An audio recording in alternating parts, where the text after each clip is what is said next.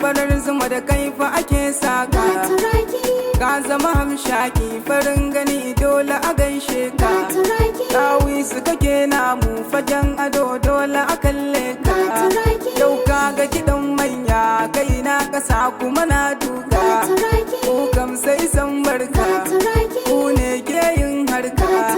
Yau ka zamto fili gani kake ƙara gudun doki. Ta mai alkairi nan da dama shi ne zan bai maki. Ga nan fa turakinmu na gambasawa kuma lantarki. In dai fa kana aiki na gaskiya ba mai ma birki. Kai ne namijin zaki, ka zam kuma mishaki. Kai damu muje yaki shirin ka daidai ya inganta. Ko da an je an dawo kai kake kuma ɗaukar tuta. Kai ɗin mai haƙuri ne halinka na san baka mita. Kowa ya shaide ka ga gaisuwa ta nan na kai ta. Allah ya daɗo himma sannan ya daɗo sa'a. Kai ka zamto a fushi kana gaban ƙwarya har tasa.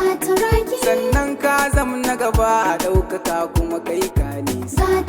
Ba a fa hawa kanka a zauna lausan na gadon. In dai fa ana gulma taron su kai dai sai ka bisa. Kanan Ahmad namu